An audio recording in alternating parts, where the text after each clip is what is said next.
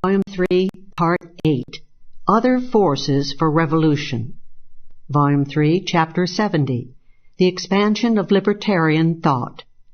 The accumulating conflict with Great Britain had led to armed revolution at Lexington and Concord.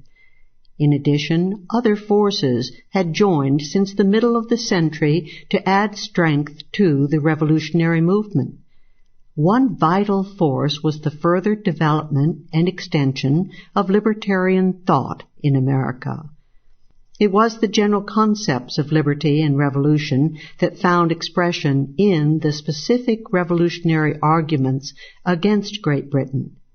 One of the most important sources of the dissemination of libertarian thought in pre-revolutionary America, England, and elsewhere was Thomas Hollis V of Lincoln's Inn, England. Hollis's career is a stirring testament to the influence that can be wielded by the activities of one lone but dedicated man. An ardent libertarian, Hollis in 1754 conceived his plan of disseminating books on liberty throughout the world. To this he then dedicated his life and his ample fortune. Hollis lovingly collected and disseminated old libertarian works and republished those out of print.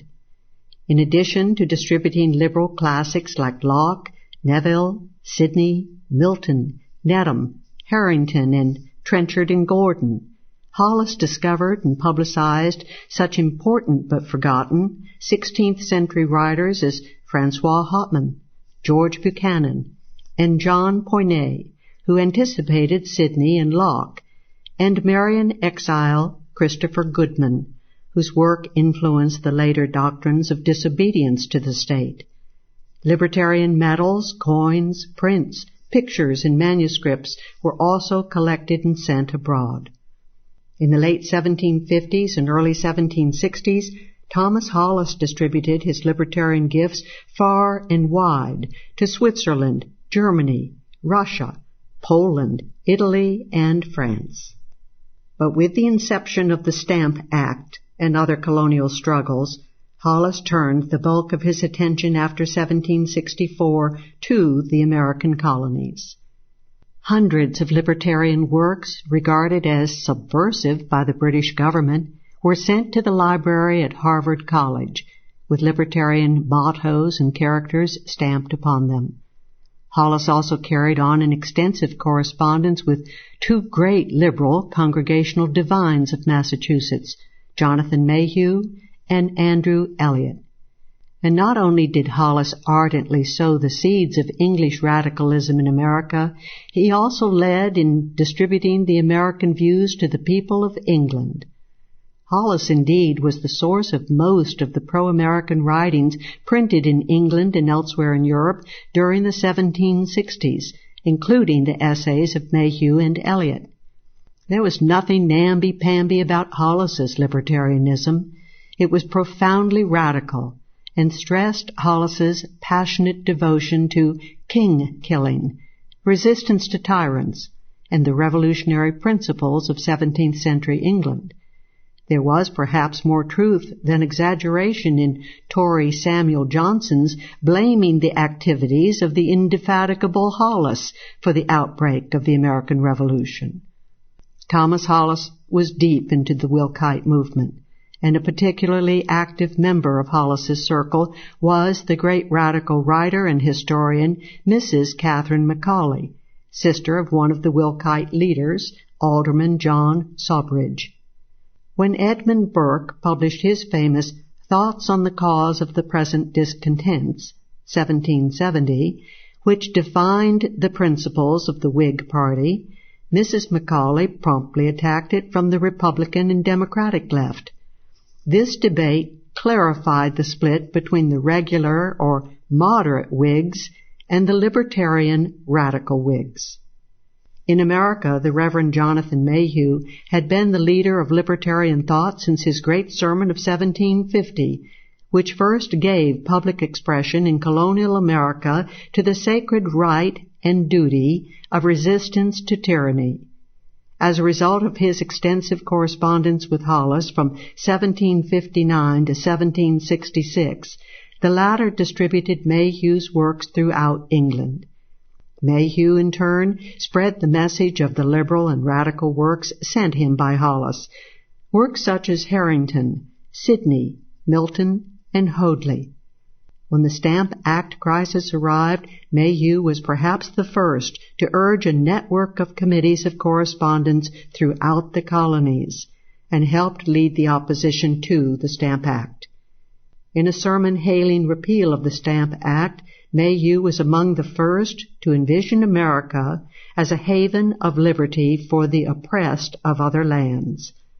And if any miserable people on the continent or isles of Europe should be driven in their extremity to seek a safe retreat from slavery, oh, let them find one in America, where our oppressed fathers once found it. John Locke continued to be the major fountainhead of libertarian theory in America, and his works and influence spread even more widely after mid-century. By the 1760s and early 1770s, for example, the libraries of Harvard, Princeton, and Yale contained the numerous works of Locke. Locke's more revolutionary side, however, began to be stressed late in the colonial agitation, especially after the American printing of his Civil Government in 1773. Many writers have stressed the influence upon Americans of the American printing of William Blackstone's Commentaries in 1771. But this work was used largely for its tactical strength as a source for quoting the eminent English Tory jurist against Great Britain.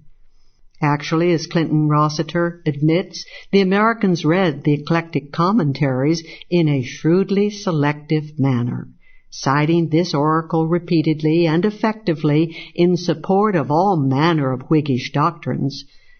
Two of the most popular borrowings were Blackstone's memorable salutes to natural law and natural history.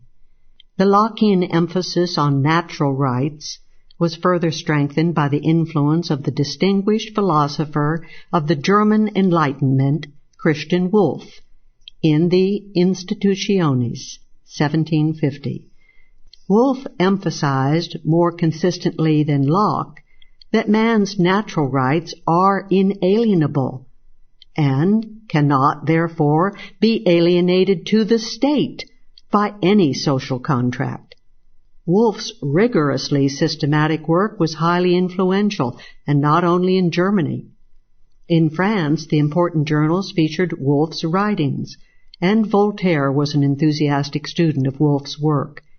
The Institutiones was translated into French in 1772, and Thomas Jefferson is known to have had a copy in his library, a copy in which passages on the asserted right of Revolutionary War are specifically marked. Wolff's views were also carried to America by the Swiss writer on the law of nature, Emmerich de Vattel, whose book, published in French in 1758, influenced Jefferson, Otis, and the Adamses. As the Revolution drew near, Algernon Sidney's influence continued to be strong. His martyrdom at the hands of Great Britain now had a personal meaning for the American radical leaders. Thomas Hollis had spread Sidney's writings, including his famous revolutionary motto, throughout the colonies, the maxim soon to be enshrined as the official motto of the revolutionary state of Massachusetts. The English translation of the Latin motto by John Quincy Adams runs as follows: "This hand to tyrants ever sworn the foe, for freedom only deals the deadly blow, then sheathes in calm repose the vengeful blade, for gentle place in freedom's hallowed shade." And as the anxious American rebels prepared for the outbreak of conflict, the Boston radical Josiah Quincy stirringly wrote, "America hath in store her Brutii and Cassii, her Hamptons and Sidneys, patriots and heroes, who will form a band of brothers, men who have memories and feelings, courage and swords." Beginning in the 1760s, the French Enlightenment began to have notable influence in America. Especially was this true of the great liberal Voltaire. Voltaire issued several important works during the 1760s, and an English translation appeared of his collected works. Americans steeped in Lockean thought recognized the French, especially Voltaire, as heirs to that tradition. Jonathan Mayhew, having read Voltaire's Philosophical Dictionary and Philosophical History shortly after they appeared, wrote to Thomas Hollis praising these works, although stating that he could not agree with the Frenchman's anti-religious views. Howard Mumford Jones has shown, contrary to many historians, that Voltaire's influence on American thought was far greater than that of his conservative contemporary, Baron de Montesquieu, whose Spirit of the Laws, 1748, stressed state-building and checks and balances in that state, rather than natural rights or individual liberty. Jones shows that while Voltaire was the most popular French author in America in the second half of the 18th century, Montesquieu was only the sixth most influential.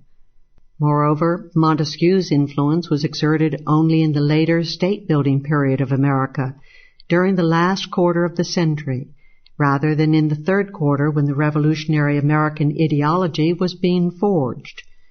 The annual number of newspaper advertisements during the last half of the century averaged, in New York, 30 for Voltaire and 8 for Montesquieu, and in Philadelphia, 45 for Voltaire and 17 for the latter. It is true that American revolutionary tracts cited Voltaire minimally, but this proves little, since any such references to the great French radical would have been as tactically unwise as the window-dressing references to respectables like Blackstone or Montesquieu were shrewd. Voltaire's works, furthermore, permeated a wide segment of the American public. The general public absorbed his political and social thought by reading his literary works, while the influential elite read his political and social philosophies directly. The second most popular French writer in America was that confused and inconsistent radical, Jean-Jacques Rousseau. Again and again he was referred to in America as the ingenious Rousseau, or the celebrated Rousseau. Like those of Voltaire, Rousseau's ideas were absorbed on two levels: the masses reading the novels Émile, 1762, and La Nouvelle Héloïse, 1761, and the more serious-minded studying The Social Contract, 1762, all of which were translated into English shortly after publication. Indeed, an English translation of Rousseau's collected works appeared in 1774. John Adams had read The Social Contract as early as 1765, and he eventually accumulated 4 copies in his library. James Otis, in his pamphlets of the early 1760s, approvingly cited the radical Rousseau as well as John Locke. In his writings, Voltaire praised Locke's motto, "Liberty and property," upheld revolution in behalf of liberty, and attacked despotism and war. In the article on war in his Philosophical Dictionary, Voltaire acidly compared warring states to armed gangs and observed that the marvelous part of this infernal enterprise is that each chief of the murderers causes his flags to be blessed and invokes God solemnly before going out to exterminate his neighbor.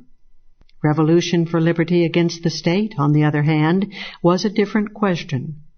In rebuttal to the age-old conservative attack upon revolution for using violence, Voltaire, in the Philosophical Letters, trenchantly pointed out that all political history has rested upon violence. Violence was permanently foisted upon the people by the state, declared Voltaire, and the difference between England and the other countries of Europe was that violent revolution had succeeded in England. at least in Voltaire's romanticized model, but had failed elsewhere. To establish liberty in England had been costly, no doubt.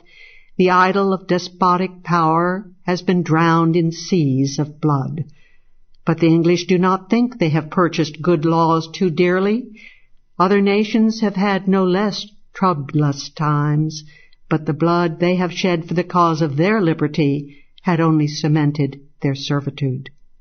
In striking contrast to Voltaire, Montesquieu was opposed to revolution and was a defender of the concept of preventive war, which Voltaire bitterly scoffed at as clearly unjust. In his Spirit of the Laws, Montesquieu joined in the important debate between two important French historians. In 1727, the Comte de Boulainvilliers had concluded from his historical researches that the existing French government was rooted in conquest, and that the current political structure was therefore the frozen embodiment of that past conquest. The current ruling class was the heir of the tribal conquerors. The ruled masses were the descendants of the subjugated. To the reactionary Boulainvilliers, this insight was only a support for complete domination by the ruling class, built on the presumed right of conquest.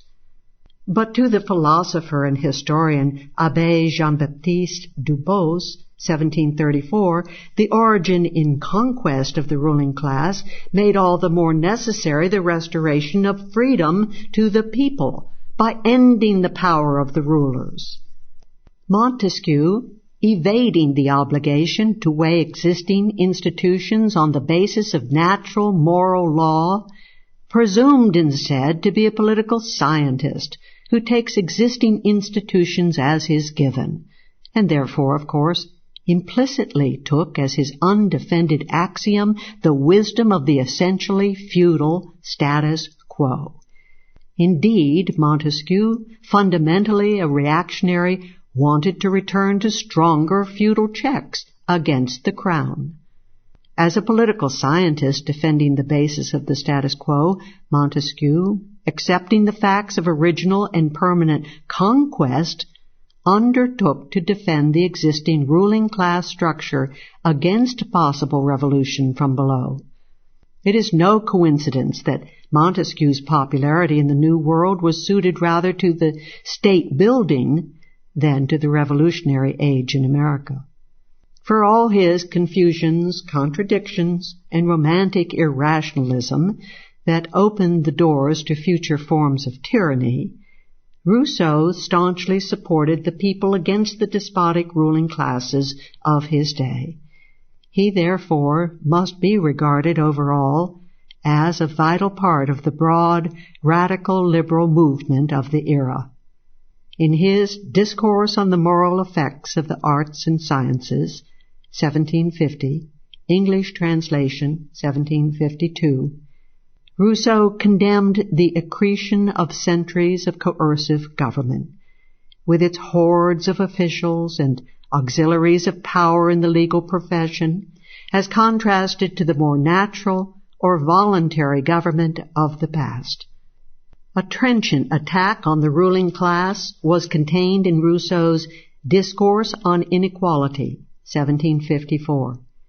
Building on Locke's insight that private property began in the mixture of people's labor with land and natural resources, Rousseau described how the state arose in the imposition of violence on such properties and their owners.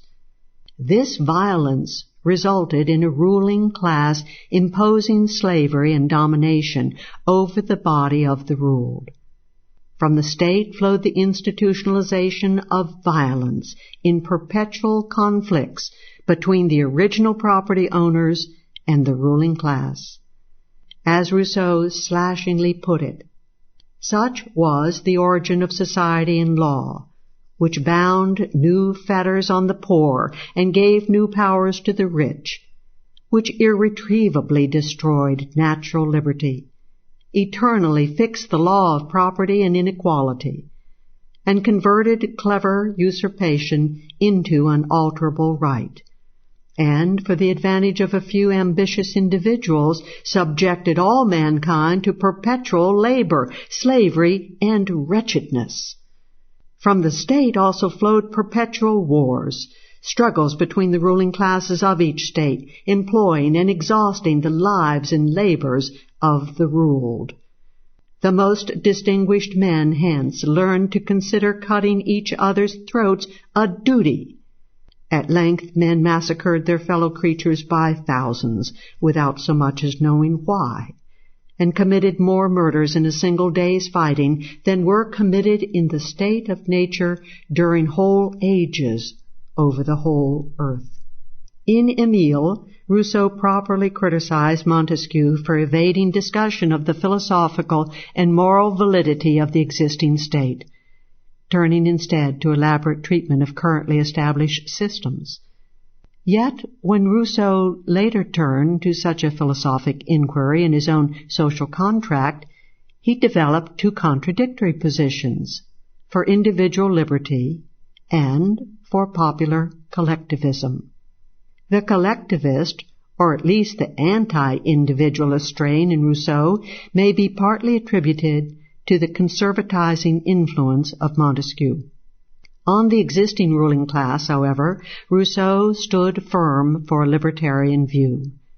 Criticizing Hobbes's curious conclusion that the right of the rulers to govern stems from the fact that only the rulers can benefit from political power, Rousseau scornfully remarked, "On this showing, the human species is divided into so many kinds of cattle, each with its ruler, who keeps guard over them for the purpose of devouring them."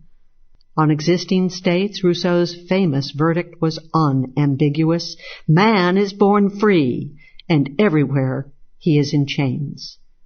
Above all, Rousseau was concerned, in his proposed commonwealth in the Social Contract, that democratic forms be as pure and direct as possible, so that the specter of oligarchy could never more rear its ugly head. The more direct and continuous the control of the body of the people over state officialdom, the less likely would be the state to surmount the checks of popular vigilance and reestablish the despotism of oligarchy. Thus, for Rousseau, the necessary checks on state power were to be found not, as in Montesquieu, in legalistic forms within the state, but in popular forces coming from outside the state apparatus.